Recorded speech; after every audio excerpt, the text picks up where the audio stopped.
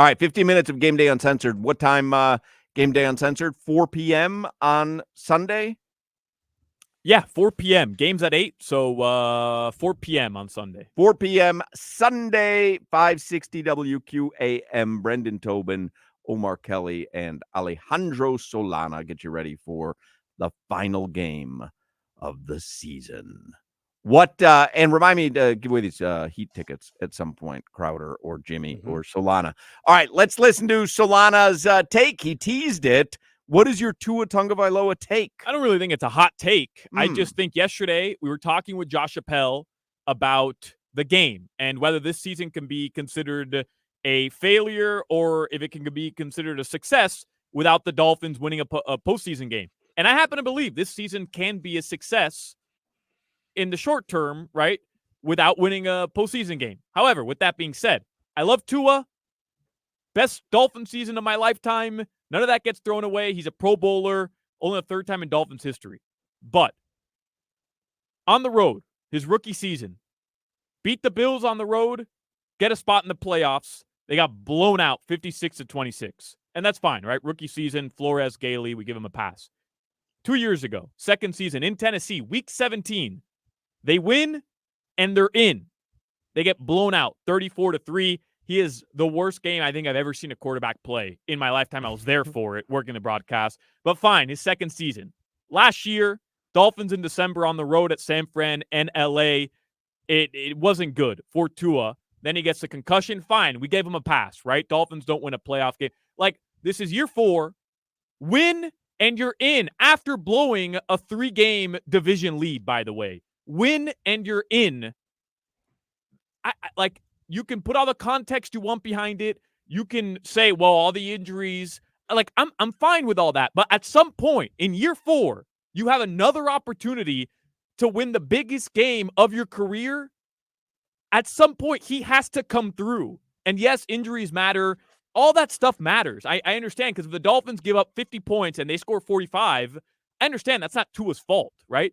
But at some point, he has to win this game to put his team in the best possible position to go win a playoff game. And if he doesn't, he's going to get that contract. Well, but there's a legitimate discussion that needs to be had that I don't want to have, by the way. I love Tua. Listen, he's got to get extended by the Dolphins. I mean, you're looking for a guy like this. He is a franchise quarterback, in my opinion. But I don't think you're saying anything that's out of pocket. I mean, it is what it is. He doesn't have those particular games on his resume. This game means more for Tua than it does for the Dolphins. To your point of that last game, those end of the season runs that great quarterbacks make, it really does. Where the Dolphins are in the playoffs, 2 seed, 6 seed, whatever it is, for Tua, you have to go out there and ball. You have to go out there and play well. You have to solidify it. And to be honest, this is going to be the most watched game that Tua has ever played in, because it means something.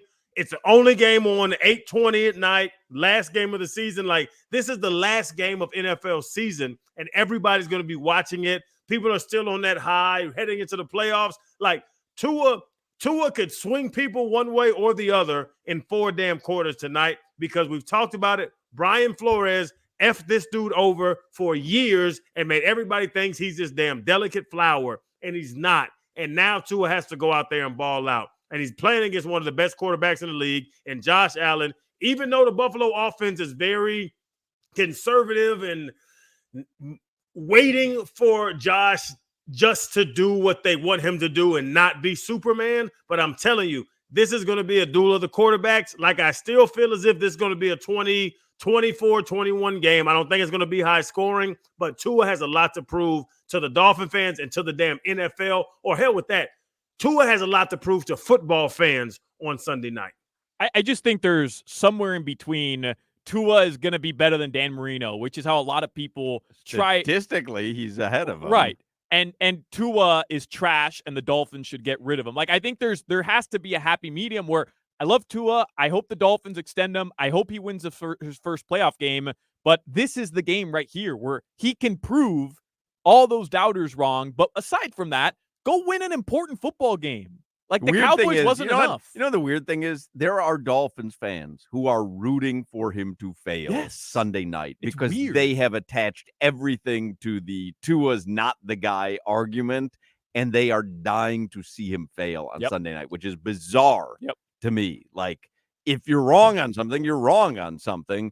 I can't imagine going into that game going, this will prove to everyone that Tua stinks, because it's just not true. But there's also it's not true. Hoch, there's also Dolphins fans who and I know Tuanon gets thrown out there or whatever, but there's Dolphins fans who will hear what I'm saying and say he's a Tua hater. And I there has to be. No, I'm with you. I love Tua. I want him to be extended. I do think he's a franchise quarterback. I can't say that enough. I'm with you though. It's not a faulty statement to say, hey, you've got to win this game, because you don't want to go play Kansas City in -3-degree weather when it's snowing. And what is his signature win? Seriously, what? Clinching a playoff spot against the Cowboys? If the Dolphins don't win a playoff game, then who cares? Like, if our expectations as a fan base and as an organization haven't changed from, clinch the division, then, it's the same garbage that we've been watching for 20 years. No offense, Crowder. I was a big fan. I'll smack your mouth. No, but to your point, though, Solana, Mike McDaniel set that up in our mind week 4, where he told the whole fan base, like, it doesn't matter about this. Our goals are bigger than that. Our goals are championship goals, one playoff win or the division. That's not what we're going for. So the organization was preaching that. But I've actually, to what your Hawk just said, bro, I had a conversation today with a guy at damn Walgreens. At the Walgreens. Where this dude was trying to explain to me that Caleb Williams and Drake May are going early, but Jalen Daniels and Michael Penix Jr. will be available for the Dolphins. To Hawk's point, and this dude was a Dolphin fan. He was literally trying to convince to me. Oh, wait a second. If Penix is available, then we got to have a discussion. Look at you. He was wait a second. If he's available, we have to have a discussion at least. And that is what this damn Brian Flores did. The questioning to him. I love that Solana brought up Chan Gailey. What the hell is Chan Gailey doing right now? Chan Gailey couldn't couldn't tell my son what to run on Madden right now. But this is what Tua was dealing with, bro. Right, but at a certain point, Crowder, you can't keep bringing that up. Tua's a top 10 quarterback. Yeah, somebody texts in 8 more years of mediocrity with Tua. If you think you're seeing mediocre quarterbacking, sir, you are out of your mind. You do not know football. And then he follows it up with, which team in the NFL would trade for Tua? About 20 or 25 of them. Yep. About 25. I go on the high end of that. You're insane if you think you're seeing a mediocre quarterback. You are insane. That's crazy. And that's what we're dealing with. That's the PTSD of a Dolphin fan. It's where you think Tua is Chad Henning. He's not. Tua can play ball. Give him his $270 million, because it's going to be there or plus more guaranteed. Give him his money and let's figure out the rest of it. But yeah, man, I don't give a damn what happens. Tua should be here. Because like Hawk just said, I think Hawk 10 at the worst. You cannot put Tua under number 10 if you rank quarterbacks right now in the league. Football Friday. Hey, there we go. Big one. Big one. I just want to clear up one thing, because people are texting in. Tua hasn't won a big game. Give me the blah, blah, blah. I don't disagree with that. But you cannot argue that he's a mediocre quarterback. It's two separate arguments. Yes. The guy is leading every statistical category that's of importance. He is not a mediocre quarterback. Does that mean he's won the big game? No. It's two separate things. I think that boils down to what my take was. Right. I'm acknowledging that Tua can be our franchise quarterback. Yes. And probably will be our franchise quarterback. Should be. But I think you can also acknowledge that and understand that he hasn't really built up his resume Kevin Durant, the way he needs one to. of the best who's ever done it, has never won a championship, not with Steph Curry and Klay Thompson and Draymond Green. It's, you know what? I love the way, I don't know who it was this week. Somebody said, it might have been Josh or hell, I don't know. When the Dolphins were balling, 3 games up in the AFC East, whooping people's ass by 50, you start talking about Tyreek Hill, Jalen Waddle, and Mike McDaniel. They get their ass whooped, you start questioning Tua. Why cannot Tua not get the credit on good times, Solana? But when it's bad times, you question Tua. It is so unfair, and I think it goes back to the Brian Flores BS, what he did to Tua early on in his career. But I think Solana is saying you shouldn't be questioning Tua. Right. But he still has to win the game Sunday. He does. Yes. Like, that's indisputable. He is a franchise quarterback. He is leading the league. To call him mediocre is silly. To think that he wouldn't be coveted by 25 teams in the NFL if he was available you're out of your mind. But he also has to win on Sunday, or he's going to have this narrative following him. And I'm using you, Solano. I'm using this conversation just to say it. So, what quarterbacks don't you question? No. All the other quarterbacks that Tua's beating statistically this season? Well, it's the ones who've done it. Here's the difference. Josh Allen has had an off season, but I can't question his ability to lead his team through big games because he's done it, right? Lamar Jackson, yes, and he's having an MVP season, but there's guys who have done it. Once you've done it, you've done it. Now you can't question them anymore. Tua has yet to do that. It's Burrow, right? Like Burrow. Justin Herbert. You know what? Herbert, because Burrow's been to a Super Bowl. No, but I'm saying Burrow has done it. Right, so you can't question him. He's done it. He could have an off season just like Josh Allen, but, man, they've won multiple playoff games. You know, like they've won these games. Right now, the game the Dolphins are playing, they've won these games. And Tua hasn't. So, Crowder, I'm specifically, because I agree, like even with Josh Allen, the conversation is different with Josh Allen, right? Like he's never achieved or exceeded the expectations that everybody sets on Buffalo every single year. They're going to win the Super Bowl, but they still call him the Golden Boy. They beat the Dolphins in the game that Tua needs to win this Sunday. Yes. That's my only point. I'm talking specifically about through the prism of Tua. Josh Allen has beaten the Dolphins in the game Tua needs to win on Sunday night. Yeah, that's all I'm saying. 5 o'clock hours, the Funky Buddha Happy Hour. It's brought to you by our friends at Funky Buddha Brewery. Good vibes on tap.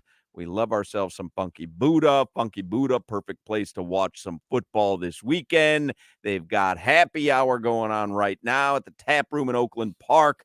Time of your life at Funky Buddha. Let's get a quick look at the headlines here for the 5 o'clock Funky Buddha Happy Hour with Alejandro Solana, the biggest Tua hater in South Florida. Mm-hmm. The sports update. It's driven by the new Palmetto Ford Truck Super Center. I buy a truck at a car store, Palmetto Ford. We know trucks. I mean, I'm straddling the fence hard with this debate. Yeah. Wait till the Dolphins get blown out on Sunday. I got a different take for you on Monday. Right. Like Solana has set himself up to send out the video of this segment where if they get blown out Sunday, it's Solana told you so. And if they win on Sunday, Solana says just what we were looking for. Like he's set himself up perfectly. I want Tua to get an extension tomorrow morning. I'm with that. Listen, I want Tua to be the quarterback for the Dolphins. I'm not kidding you. For the next 10 seasons. Mm-hmm. I've seen enough. We have. Solana has it. I want to win a playoff game. I'm with that. You know, like that's not unfair. I'm a Tua fan, but I'm a Dolphins fan more than anything. And if he can't win you this game or he can't win you a playoff game, then I'm fine with the Dolphins looking elsewhere for somebody who can. But I don't think there is anybody. But there isn't available. Anybody. Right. Unless Penix, like you said, falls to the Dolphins now. Now that's intriguing. Gracious. Now we've got a conversation. I had a whole presentation, and then Michael Penix's name comes up, and Hoch just jumps ship. Well, I didn't realize he was going to be available for the Dolphins. Caleb, Drake May, Jalen Daniels. They say Penix is the fourth quarterback going off the board. He's going to be available. I kind of feel like after Monday night, it might be one of those things where, the guy that was fourth is now, do you take him or Caleb? Like, I don't know. Hawk, he's going to be too. Caleb Williams is the golden boy of this draft. He's the guy. He's the guy. Caleb Williams is good as hell. It's funny, Hawk, you were we're talking to Hard Rock Bet, which we're about to open up in a couple minutes. They tweeted out first 50 career starts, the stats, Tua and Dan Marino side by side. That's why when you said, you can't say he's the next Marino, I'm like, well, statistically, he's kind of better. Oh, I mean, better passer rating, way better completion percentage. Yeah. But if you could have Tua Tagovailoa starting this game Sunday, or Dan Marino at this same point of his career starting this game Sunday, so not prime Dan Marino at this stage in his career, year 4, going into the final week of the season, starting this fourth game. Fourth year Dan was prime Dan. That was prime Dan. that was prime Dan. What would that be? 87 Dan, bro. Yeah. I mean, it's been said a million times. Give Dan Marino in his prime the rules that you have now about touching receivers and touching quarterbacks and whatever. I mean, you'd take Marino up, down, sideways, backwards, forwards, and 10 ways till Sunday. Let Mark Clayton and Mark Duper not be touched after 5 yards. Dan would have thrown for 86,000 yards in 87. In a game. And give Dan Marino in his prime the sleeve tattoo Tua has. He's got 6 rings by now, at least. All right, so Dolphins, Bills, Sunday. Winner wins the AFC. They clinch the 2 seed. There's still a possibility for those, we went over it earlier, that the Bills could lose, and depending on what happens with the Jaguars, with who am I missing? Steelers. The Steelers, and there's another team as well. They could also be out of the postseason. Insane. So insane. Really a lot more is on the Bills for this game, technically. Correct. Because the Dolphins are good. They're in the playoffs no matter what happens. No Xavier Howard. Jalen Waddle is questionable. And Raheem Mostert and Jerome Baker also questionable. Jalen Waddle said he was asked if he'll play Sunday, quote, "It's always a chance." Josh Allen, who's been on the injury report all week dealing with a neck issue, he's going to play. Okay.